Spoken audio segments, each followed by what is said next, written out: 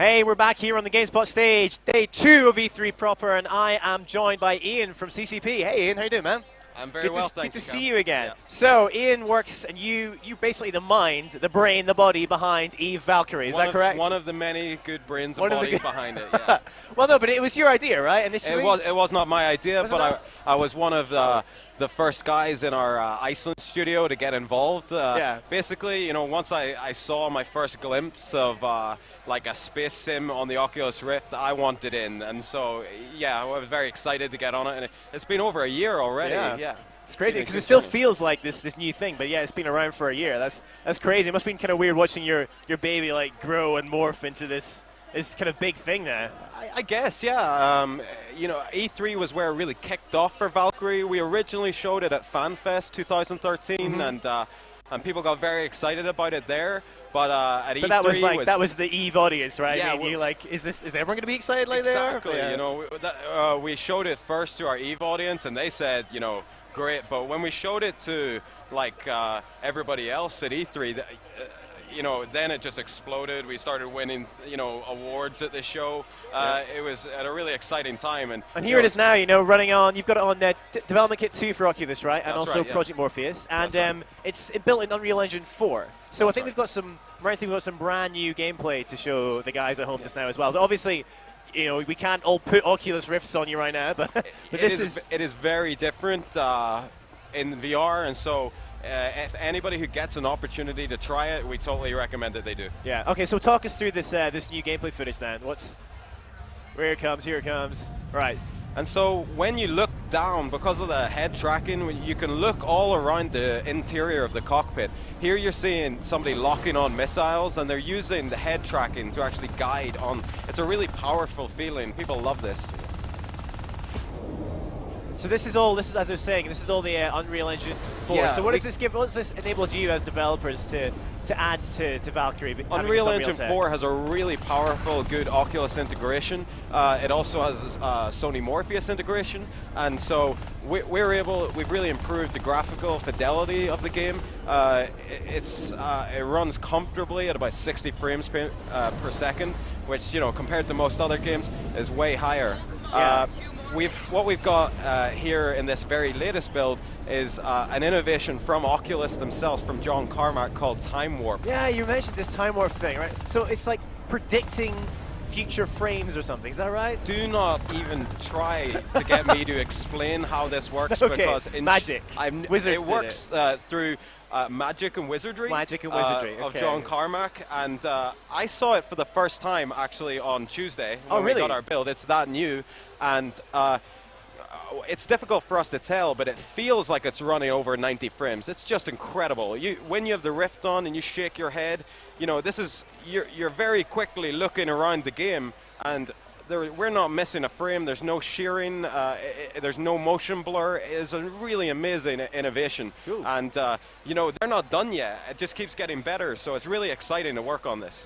I mean, it must be quite difficult at working as well, though, on a game for hardware that is not finished yet. You know, that is still in development, because you never know what's going to change. It keeps you on your toes, Cam. I mean, what if they add, like, I don't know, smell-o-vision in it, and then you gotta suddenly incorporate that? I mean, please don't do that. But like, I mean, that's a good question. If you could add anything in to Oculus, to Project Morpheus, other functionality, what would it be? What would you like to be able to include in your Valkyrie experience?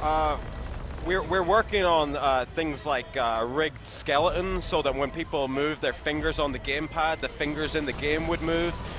We're not quite there yet, but it's definitely something we're going to work on. We also have, with the Morpheus, you have the Move controller, so the actual DualShock 4 has a sensor in it, and therefore moving the pad will... So your avatar, as you move the pad, they could move it as well. And so it's whenever you add that kind of stuff, people start to have, you know, you get those tingles when you realize that this virtual world that surrounds you, that immerses you, you get real feedback in your actions outside of the game.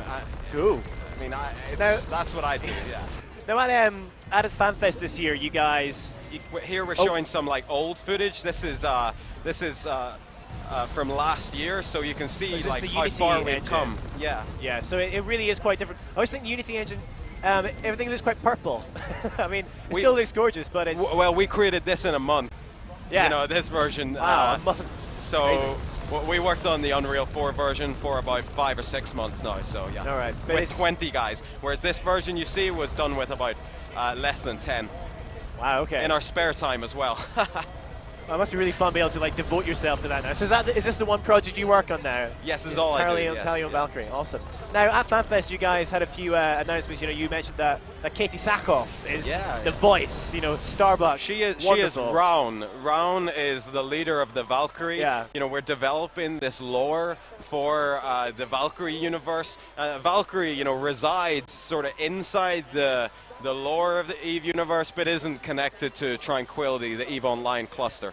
Is Katie here at E3? Has she come along? She's not, but she's stated that she definitely wants to make it to FanFest in Reykjavik next year, and that will be a real treat for our fans. Have you met her yet? I've not met her, but we've flown over to LA to record, to do some of the voiceover. Our current version of the game has Katie speaking to you.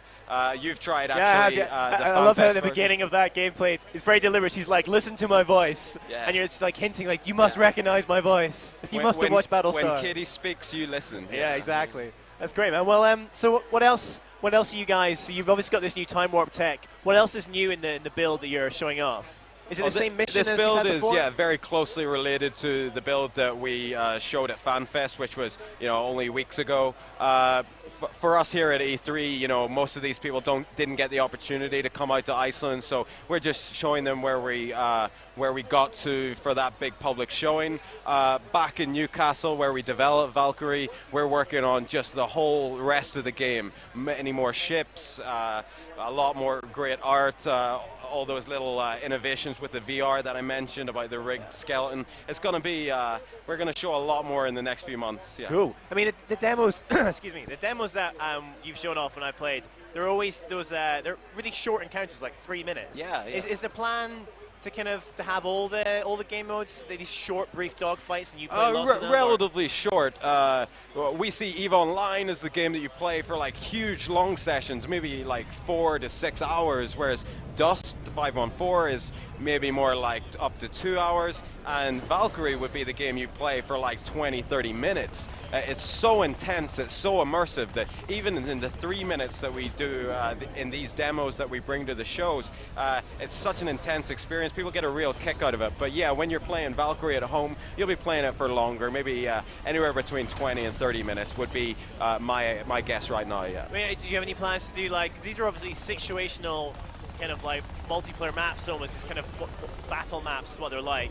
Do you have any plans to do missions where you might be traversing areas of space, or are they all just going to be, because I know you've always said it's like a dogfighting simulator, you know? So far we've mostly been working with like real kind of like battle arenas, and we very much like design them to have points of interest that are like, great to fly through. There's some really interesting like map levels that we're working on back in Newcastle, and thankfully with the EVE universe, we have a vast amount of content to draw from. We can really skip ahead on that because we have 11 years of art creation behind us. Have you got any plans to like recreate like battles that have happened in the EVE universe and like stick people in them? Absolutely, we do. Chris, our lead designer, talked at FanFest about a map called Necropolis. It's really like the graveyard of an EVE Online battle. This year in 2014 in EVE Online, we had the biggest battle ever. Battle where I think it was $300,000 worth equivalent, the equivalent of $300,000 of ships were destroyed in one battle. And so, we can just take screenshots of that happening live in EVE Online, and within weeks have an EVE Valkyrie equivalent that players can fly through. Yeah. It must be quite nice because EVE is seen as one. If you don't play EVE can be seen as this kind of quite intimidating, quite mind-boggling thing. But then it must be nice to have like Valkyrie. It's most people's favorite game that they don't play. Exactly, completely. I find it fascinating, but I've only played a few hours of it. I was like, oh. But like Valkyrie is the opposite. Valkyrie is like super easy to understand. It's a really accessible way for people to enjoy the EVE universe. We have these such beautiful ships. We have 11 years of lore to draw from. And for us, we're just really excited, to bring people an alternative experience that allows them to be involved and enjoy our products, Now, what I'm just going to do at this point, Ian, if you don't mind, is if you guys are watching at home, if you have any questions for Ian about Eve Valkyrie, just the best way to do that is to send me a tweet, in fact, at CamFrazRob. I've got Twitter open right here. That's at CamFrazRob. It might be on my lower third. Can we wish the lower third? Here it comes. There it is. Magic. That was amazing. I controlled that. Power of my mind. Ian, I still have a few more questions for you, though, if that's okay. So, what's it like working with Morpheus? That's what I want to know. It's really great. Like, Sony are really big into VR. Yeah? Like, okay. Because it wasn't a huge part of their press conference. It was kind of like, you know, they were like, oh, we love the camera. And then they had that brilliant little jive with Microsoft. They're like, we love our camera, which we never forced you to buy. And that was pretty good. But then it was then, like, used as a way to almost, I felt it was more of a tease for what's to come in the future. But you're telling me they're quite committed now, are they? I believe, you know, normally what I see with these shows is there's usually one message. And I think between Sony and Microsoft, they were, you know, trading over games. Morpheus will have its day. We've actually been working with Morpheus for a year now. Wow, you kept well done keeping that secret. That was we first saw it, you know, a while ago, you know, and we love working with Sony, and the headsets come a long way. I always think about the ergonomics of these headsets, and it's got some really good ergonomics. It looks really, you know, good. It feels good, and it's, you know, it's 1080p. It's got great characteristics, and we're really excited that PS4 owners will be able to play Valkyrie. So E3 in like 5 years' time, do you think we're going to see a much bigger VR presence, basically? I mean, it could go really far. It could be that, you know, VR takes over. I mean, when you try VR, it is such a intense experience. I really believe that there's a huge appetite for more VR experiences. The gaming, you just get such a, you know, such a great journey from a great VR experience. It's just going to be exciting that more people will get the opportunity to play it. I don't know a lot of people who have tried VR who aren't converts. But I guess that's maybe one of the challenges too, right? Because, I mean, I was always interested in it, but it wasn't until we got a kit in the office in the UK, and I put it on and I walked around that Tuscan villa and then felt a bit ill. It wasn't until I did that I thought, wait a minute, this could be pretty cool. And then actually sitting down in games like Valkyrie has been what's got me quite excited about it. And, you know, I'm not completely convinced, I'll be honest, about which games that don't involve you sitting down or moving very slowly. Anything with fast-paced, I'm still worried that it's going to be, you know, nausea and motion sickness are always going to be a thing, because anything which is different, which your brain sees as being different from what it expects, can be an issue. But I mean, how do you feel about it? Do you think we're going to think anyone will ever crack, like, being able to play, like, say, Skyrim or a game of that caliber and that kind of setting in VR? Do you think that's possible?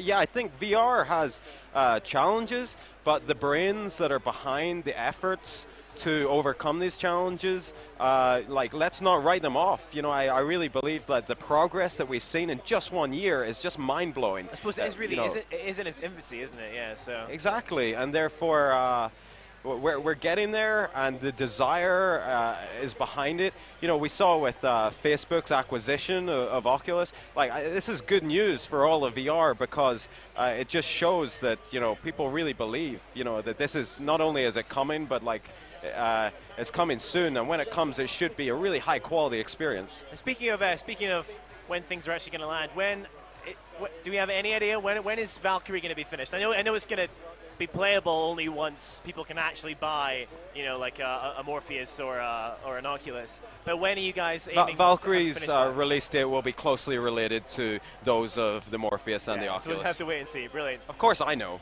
Of course you do, but you're not going to tell me, are you? That's right. All right, get off my stage then. Ian, it's been a pleasure having you on. Thank you very much. Thanks very much. Yeah. And of course, if people are at E3 and they want to play Oculus, they just need to go to your booth, right? Sorry, play Valkyrie. They just need to go to either your booth or Oculus are showing it at their booth. We have a meeting room for you know, press and so on. So yeah, I mean, we'd be really happy to show people if they can get up there. Yeah. Fantastic. All right. Well, thanks again. And guys, don't go anywhere. We are going to throw over to Lisa Foyles, who's going to show us something from the show floor in just a second. But after that, we are going to have some Lara Croft and the Temple of Osiris on the stage. Did I say that right? Oh, I did say it right. Temple of Osiris. So stay tuned for that. See you back in a few minutes.